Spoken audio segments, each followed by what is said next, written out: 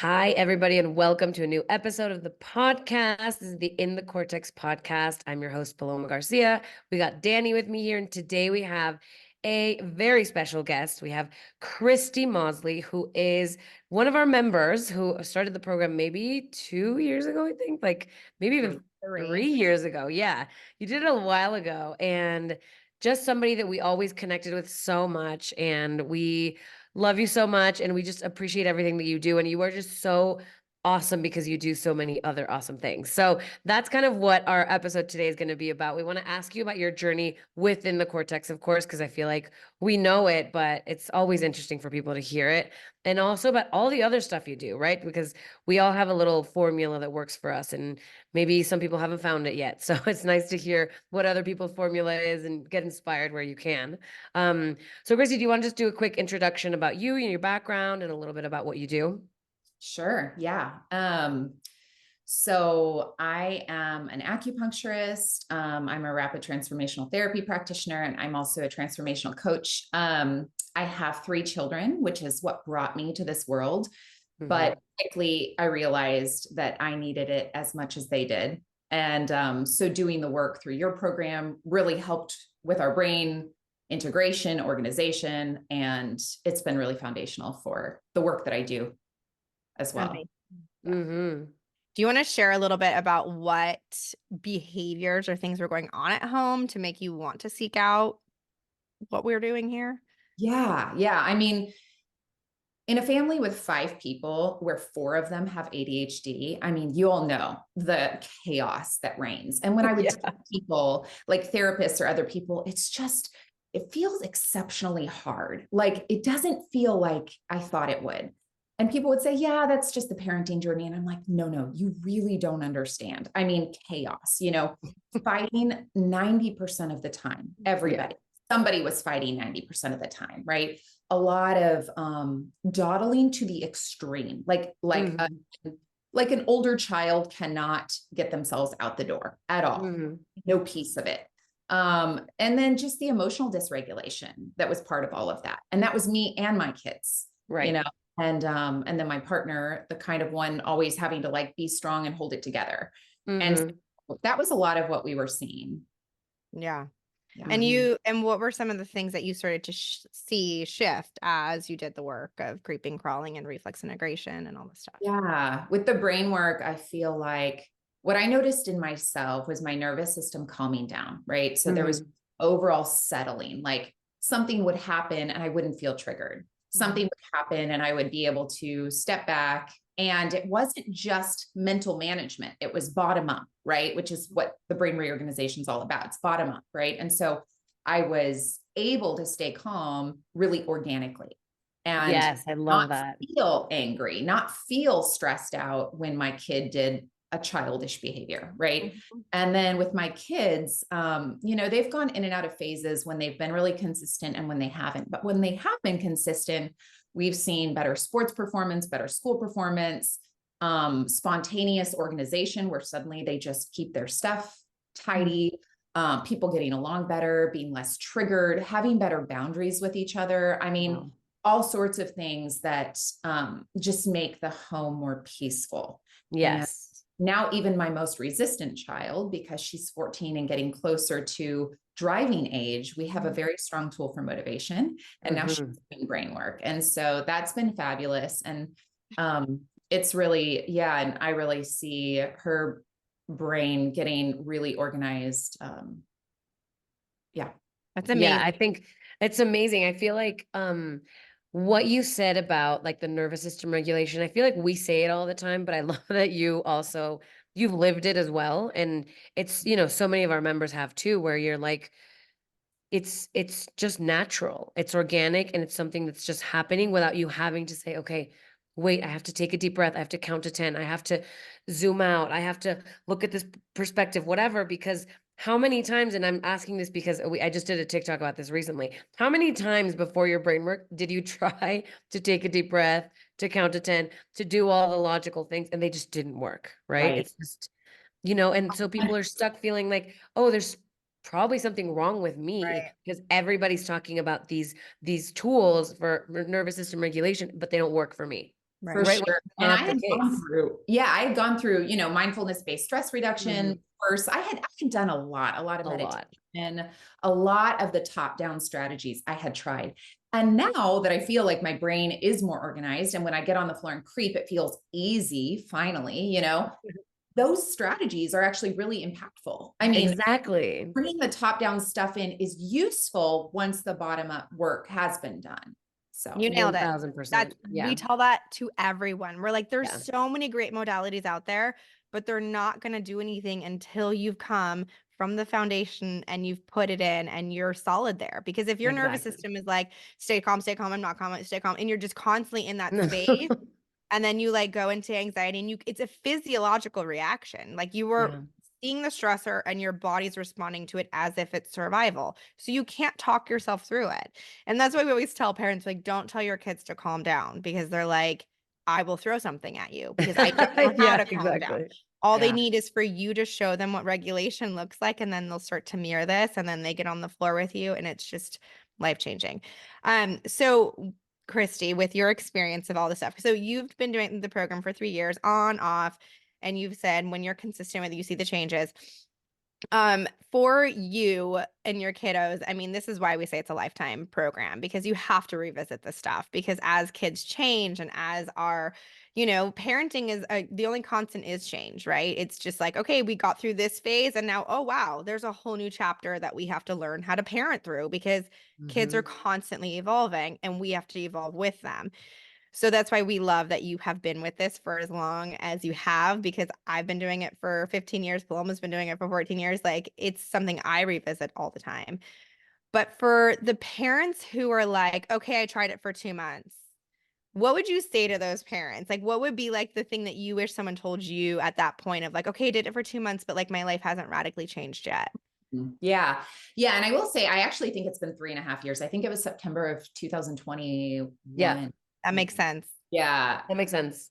Anyway, I think it's been a little bit longer, but I would say it's kind of like anything that you find really foundationally nourishing in your life, you don't remove it, right? I mean, at no point are we going to say, I'm not going to drink good water anymore, exercise anymore. That's just not going to happen, right? Like there are certain things, if we want a certain level of well-being in our lives, that we just commit to.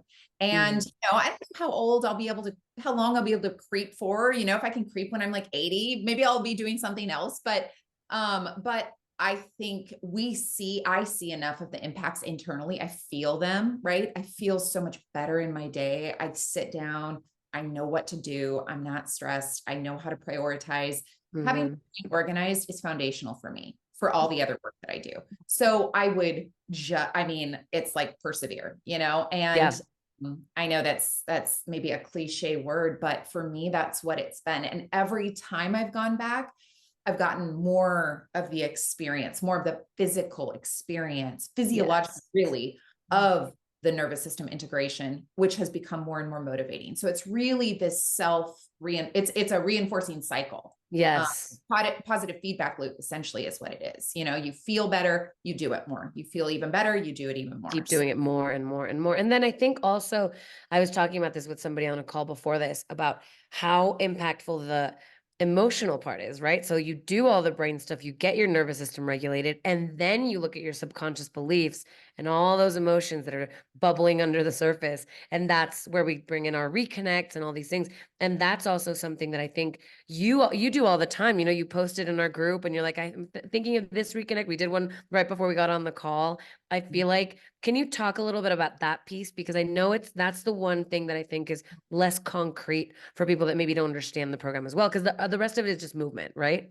Yeah. The belief work is huge. And that's a big part. I mean, the majority of what I do professionally as well. And it's just, we do have to shift those beliefs at a foundational level. We can do brain work, keep doing brain work, but if we still think I'm worthless or never going to be good enough, my life is never going to be good enough, my family is never going to be good enough, and we go through with those beliefs unexamined or without integrating or transmuting them, we'll still feel miserable. We might feel more regulated, we might feel calmer, but there's going to be a part of us that's still really miserable. So the belief work is equally foundational. Again, it's like getting all the pieces to form what really creates well-being in somebody's life. And that's different for every person, but I think there are themes for all of us that are common. Yeah. Okay. That's so perfect. So you just said what creates well-being in all of us. And I feel like you, after 3.5 years talking to you, seeing you and your participation, we're like, okay, Christy's found her formula.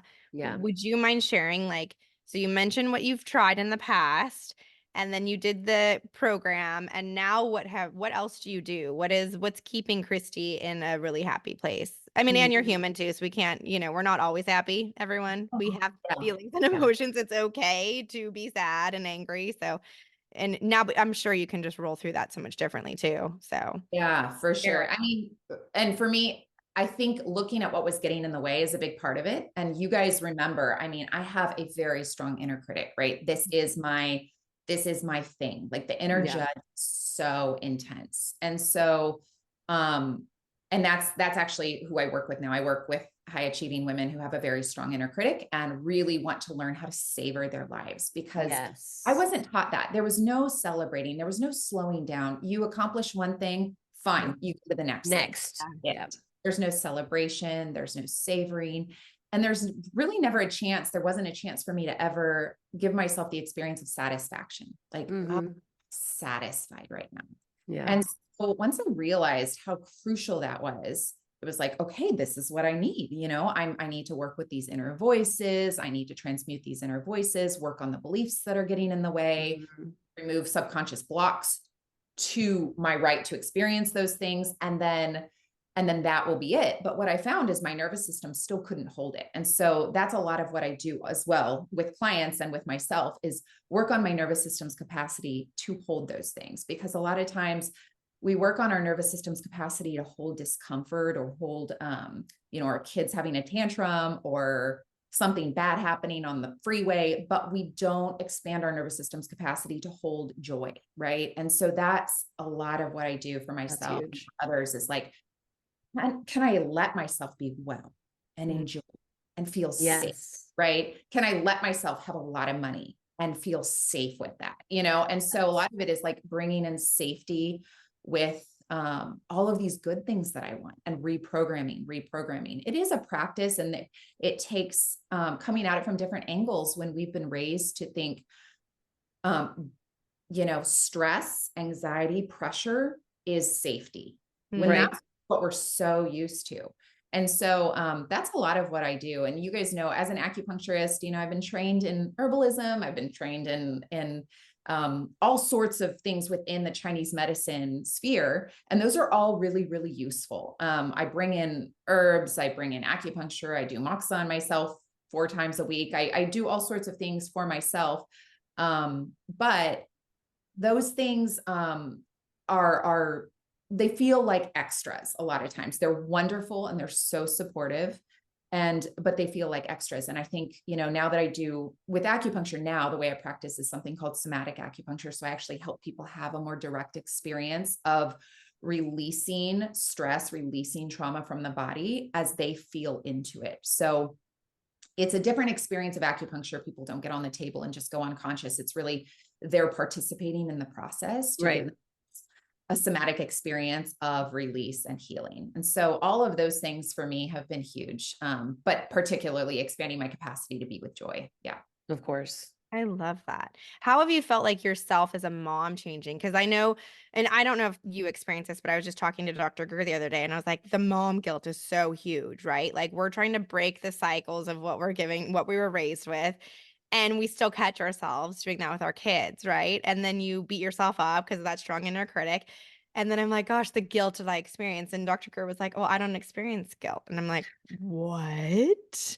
And she also started with the 75% creep. So that explains a lot, because she was able just to let things go. I started with the 5%, if that creep. So I feel like, I got a little different taste of my reality, and it was my experience. But for me as a mom, I've just watched myself evolve and like help my kids grow differently.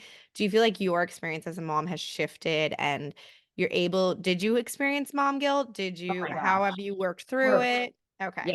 Yeah. And you guys may remember some of this, but that was it was literally crippling. Like I couldn't Yeah. even enjoy my kids because I was so filled with guilt. Oh, I did this wrong when they were little. And I legitimately did like a lot of things wrong, like not good stuff, you know, Yeah. I mean, screaming. And my 3 kids were born within 3 years of each other. It was too much. My nervous system, like It's a lot.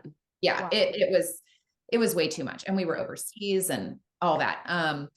But for me, it's been a process of really learning and integrating a couple of things. One, realizing everybody has their own path. And really, I mean, that's a conceptual idea, but it feels very real to me. Like every person comes here with their own path, their own journey. And sorry, kids, that's your journey. You got me. You got me. And another thing I tell them a lot is, I'm so sorry that you have a human mom. Like I'm so sorry. What can I say? Yeah. I wanted to give you an angel, but you didn't get one. Right. Yeah. And sometime my youngest son said to me one day, Mommy, I am so sorry you got a human son. There's a lot more grace just in the picture, really recognizing all of our humanity. Like we are here, we're all doing our freaking best. And sometimes our best sucks. Yeah. And we say we're sorry and we try to infuse more grace. And so that's a big part of it. And another part is just recognizing that, like, if I came into their lives as this perfect mom, they came into my life and I was this perfect mom, they would go out into the world and they would be screwed. You know, there would be nothing good for them. And so just accepting that, like, they're getting some good lessons here. Exactly. Yeah. Adversity, resiliency. I mean, you name it. But here's where it's so cool, because you've shown them how you can work through these really hard things. And you've shown them that it's still not going to be perfect. Like we still get dysregulated, right? Like we still have moments where I am in a human moment right now. And I think so many times people see like Paloma and I were like, oh, you guys should have all of it together. We're like, no, we're human. Like I still have mentee bees, as I call them, or pawns attacks, you know, every once in a while, because I'm like, it's just too much and it's okay. And that's what we want to normalize. It's okay, but what's the repair? What are you doing to get back into the saddle? How are you getting yourself back into alignment? And so what's your go-to when you feel like you get dysregulated, you feel overwhelmed or stressed or whatever it is? What is it that your path is to help you get back there? Yeah, well, let me just circle back on something you said. It's not only okay for us to have limits, it's important that we do have limits and that we tell our kids that, right? So many of us, I mean, in the parenting communities, especially positive parenting or gentle parenting, the idea that an adult should have limits isn't really discussed. And so I think it's really important to teach them, I have limits, and right now I'm at my limit. I actually can't do any more. And I'm so sorry, I cannot make you breakfast today, and I cannot play a game with you right now. I'm at my and I'm done. So that's one thing, is grace for myself. But I mean, getting on the floor, doing creeping is extremely helpful for me. Going on a walk in nature. I take barefoot walks around my neighborhood every evening. You know, I'm sure I look like a weirdo, but I'm out. I love it. Grounded, walking under the stars. I come home, I'm regulated to get in bed. I also really like, I do my best to simplify my life. We don't have Wi-Fi in our house. We don't do a lot of media. Like I really try to keep things streamlined and simplified so that I'm doing the things I love and I can really invest in the things I love. That really helps my nervous system. When I stack my schedule every hour, I become so imbalanced. And that was kind of what I was with. We all were grind culture, hustle culture. Totally. I don't participate in that anymore. Sometimes I get pulled into it, but I really try not to participate in it. So that's been huge for me. A lot of overnight herbal infusions, you know, like nettle infusions, oat straw, you know, all sorts of things I make, and I drink those. And it's so, the minerals and the electrolytes, the nutrients are so nourishing. We're getting more of what we actually need, what we would, you know, evolutionarily be getting, what our bodies need, our bodies need. And that's that kind of nourishment is super supportive as well. So those are some things. And then I have regular practices, like all of us probably have, that I'm pretty consistent with. So amazing.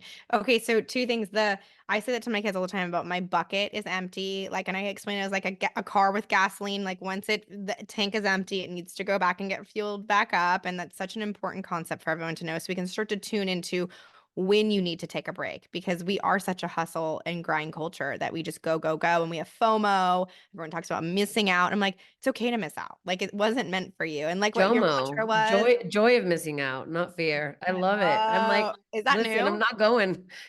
JOMO for me. I'm not into it. Peace out. See you later. Have fun, Paloma guys. is so good at it. She's No, so yeah. good at it. Yeah. Is that like a new TikTok thing to say joke? No, but I think it's, Just you make it up. know, I It's love yeah, gonna be Paloma. it's gonna be, yeah, exactly. Just give Hashtag me a few JOMO. days. I love this. And then also, I was just gonna say about, what was I gonna say? The bucket, and then these mineral, you look amazing. Like Yeah. you look absolutely amazing. Like your hair looks incredible. And I'm Your like, skin okay, looks your skin amazing. glowing. And I'm like, you, whatever those mineral treatments are and the Chinese medicine, I'm like, I need to get on board with this. Because I think women, and I was just talking about this with Paloma, is once you've done the foundation work of like your nervous system's regulated, you've integrated your primitive reflexes, you no longer see everything coming at you as a major threat. Then you do need to dabble in some other practices, right? You do need to do other things that keep your system happy, and you do need to give yourself the minerals. And our diets are so insane these days, and the way we are living in so much technology, it's unlike anything we've ever experienced as humans. And I was just talking about women and hormones. And I think so many of us women don't understand like what's hormone related, what's nervous system related. And we have to like figure out our formula and how to help each other. I was just talking to a group of women who were 30 plus, and we didn't even know all of our anatomy parts. Like, isn't that not like we didn't even know like all of like the way our bodies worked. And I only learned about it when I was wanting to have kids. And I'm like, think about teenagers today, like how confusing this world is. So I think getting back into the basics of just what does our body really need? And I love that you simplify life, but how do you do it when you have 3 teenagers? Like when they have so many different activities and things to go to, like how do you keep yourself in a good space?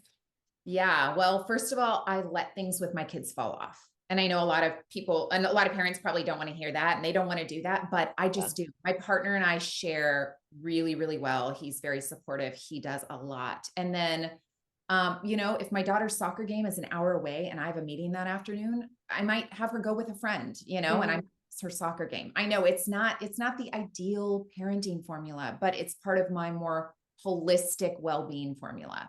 Part of that for me as a mom is getting that individual connection time with my kids. As long as they know that they're connected to me, they feel close, they feel loved, and we've somehow had, a meaningful connection that day, they're okay with it. They understand, they see us, and we've made it very clear we're not just parents, we're people. I'm a mom and I'm a lot of other things, that's just one part of what makes me who I am. In terms of just life stuff, I mean, I don't really like, I try to go to bed early, I try to go to bed by 10. I have to get up at 6 with them. And I try to make sure I exercise every day. Like those basics, I get in, and I'm not hard on myself when it doesn't happen anymore. I used to be super hard on myself if I missed a workout. I don't do that anymore. It's like, yeah, that happened. Yeah, it totally happens. And that's the whole point, is that I think you've reached this balance where, maybe a lot of like what you said makes so much sense. Cause like I see videos on social media of like moms being shamed for taking time for themselves and not going to the soccer game because they had to do something for themselves. And it goes back to kind of what you were saying about this world that we all grew up in with like hustle culture.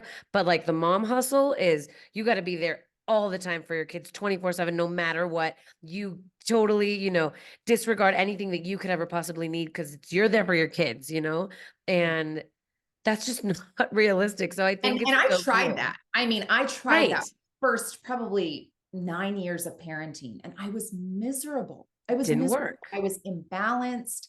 I was disoriented. They weren't happy because they had a mom who was miserable.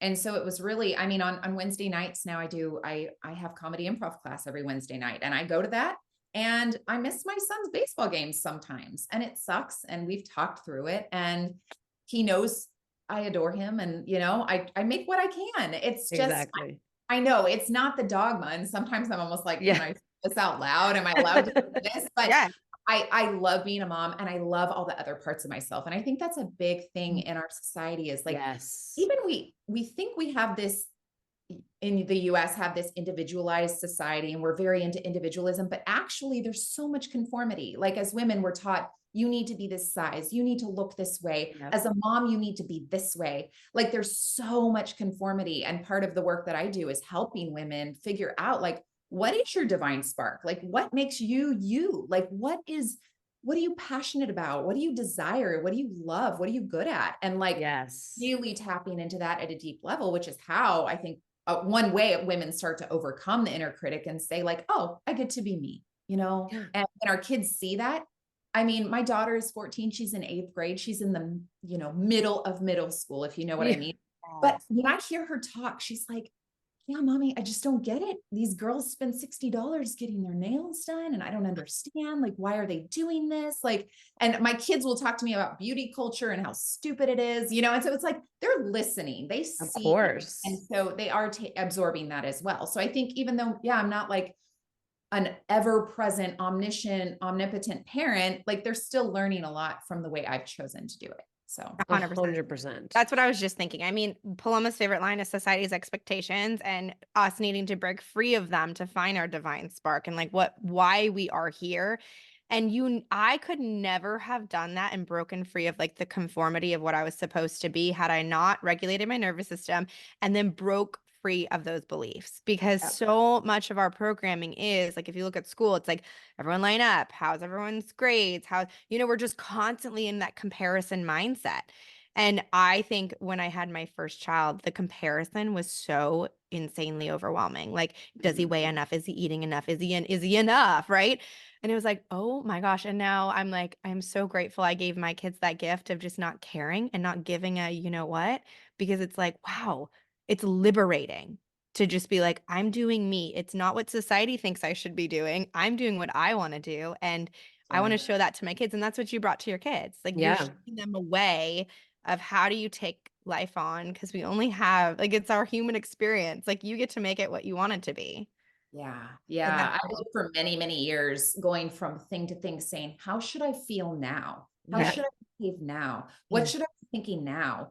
How should my kids be acting now? It was always some externally imposed idea of I should be feeling, thinking, doing whatever. And so getting free of that, I mean, that's what I want for people. And I know you guys want too, is inner freedom, right? Absolutely. These kinds of inner freedom. We want this for people. This is part of what I think we're all doing in the world. And a big part of inner freedom is saying, my life is my life. This is a gift to me, who I am. Like, this is me. I don't orient based on external things anymore. So I love that.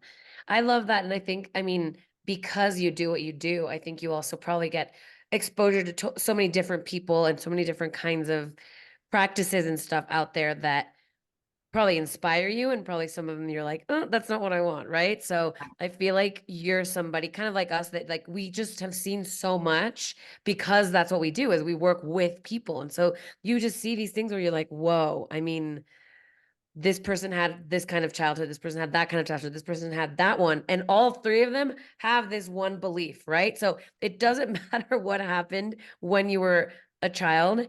It's about what you can do about it when you have the chance and the opportunity, right? And taking that opportunity. And I feel like that's just like kind of the overwhelming message that we want to share with people is take the wheel, take the wheel and you decide where you want to go. And I do believe, I say this all the time, we're at a point, like a tipping point right now in society. We have been, I think, maybe probably since the pandemic, where people really are getting sick of society's expectations and sick of all of that stuff of shooting themselves to death, right? We're all like, what? I mean, I had to be locked up for however long, and now I'm supposed to still care about what, my neighbor's doing and keeping up with the Joneses and all that stuff? Absolutely not. And I think so many more people, of course, it's going to take a while probably, but I do feel that tipping point. Like, it's here. And you see it with the younger generations, like your kids being like, what's up with that? And so that's so cool. Like, normally a 14-year-old probably wouldn't question what their friends are doing or the cool kids are doing at school. They'd be like, I want to do it too, mom. I want a $60 manicure, And she's like, this is not my vibe.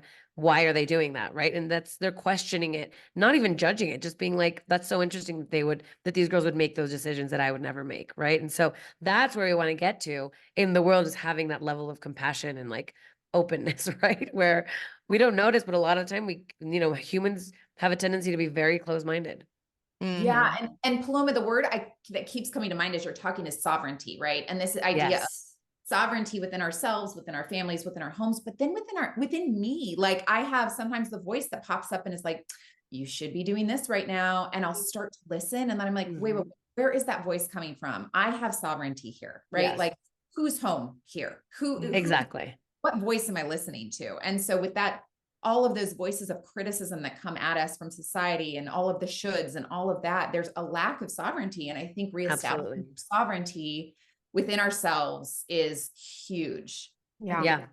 Rooted in authenticity. It's like, does this align with who I want to be? And when you start to establish that, I swear, as soon as I started to become more authentically me and just not caring about all that stuff, I started to attract so many new people into my life, and people would just be like, I see you differently. And before, when I was in survival mode, I used to think the world was against me. I thought everybody hated me and I thought everyone was talking about me. Right. And even if people are talking about me, I'm like, I don't care. That's not me. That's just them projecting. Right. So it's like, you just have like such a different take on life. Your perception of everything shifts. And I just love this conversation. It has been so awesome. Christy, you are a gem. Like, we love you so much. Guys. And do you work with people online, or is it only in person? No, I work with people online. Yeah. I do my rapid transformational therapy sessions over Zoom, and I do coaching over Zoom, and it works. It's fabulous. Do you want to share where people can find you? So that way, if someone's listening, they're like, wait, I want to know what Christy's got. Yeah. LinkedIn or Flourishing Life with Christy.com. Perfect. Okay, we'll put that in the show notes too. And reach out to Christy. She's the best. I mean, genuinely, I kind of want to do another episode where we talk, where you kind of like educate us on Chinese medicine and all these amazing things that you know, because you've shared a little bit about it, but I'm always so curious. So if you're open to that, we could do another one. Yeah. Like an overnight infusion, like give that to me. And all the different, the way that the body interprets emotions, you and I love that. And just like how different organs represent different seasons. You were saying like the liver is spring, and because it's all this transformation and all this stuff. So I feel like that would also be really interesting. Yeah. I'm about to hold an in-person retreat where we just focus on the season of spring, the liver, and especially working with anger and resentment and getting some of that transmuted. It's such a good time to do that. So anybody, you guys, if you feel called, good time to work with anger, support your liver. A lot of things you can do for that, and just be working with those emotions. They might be more noticeable right now. Yeah, totally. Amazing. You're in Texas, right, Christy? Yeah, I'm in Austin. Oh, Paloma loves Houston all of a sudden, so she might fly out. I was just in Houston and I love it there. It's at a rodeo. I went to the rodeo. Y'all went come to a back rodeo. now. I was like, you're gonna hate it. She loved it. I loved it. It was so much fun. Mutton busting is my passion. I'm obsessed with that. It's the cutest thing I've ever seen in my life. I have to admit, I've never been to a rodeo. I'm from California originally, and Texas, I'm always sort of like, I'm not sure, but Austin, like, I can deal. Yeah. Austin is more like, it's like the California of Texas, no? Yeah, basically. Yeah, I really want to go. If I'm there, I will 100% reach out to you. That'd be so much fun. Yeah, that would be so rad. Thank you so much, Christy. This was amazing. I am amazing. Like, I'm excited to go listen back to everything you just said, because it was just eloquent and beautiful. So thank you so much for your time, your beautiful energy, and you being you. We need more of this. We do. We need more Christys in the world. Okay, let me do the spiel. Okay. Follow us, subscribe, share this episode, this amazing episode. Share it with your friends and family, please. Also, follow us on Instagram, in the Cortex _US. Follow us on TikTok, _the Cortex. Follow us on Facebook, in the Cortex US. Follow us on YouTube, in the Cortex US. Right? No underscore? And we're all in Try both. Try both. With or without the underscore. Also, we are launching our amazing parenting program. It's going to be one of the most amazing things like ever. It's with Dr. Greer Kirschenbaum. She is a neuroscientist who studies nurture. And so we're coming together with her. And this program is to help parents, whatever season of parenting you're in, like me, if you're pre-children, if you already have children that are older like Christy, or if you have younger kids. I mean, I guess your kids aren't really younger, but anyway, anything parenting. And we're going to kind of show parents the importance of nurturing themselves. So it really has a lot to do with this conversation of like really focusing on yourself before you even focus on your kiddos. And that's starting on April 1st. So make sure you sign up before the 29th so you have time to go through the intro and kind of peruse all the materials that we have there. And yeah, if you want to sign up for our regular program, you can use promo code Brainiac to get $10 off your first payment. Wow. That's so good. Thank you. Have Okay. a great rest of your week.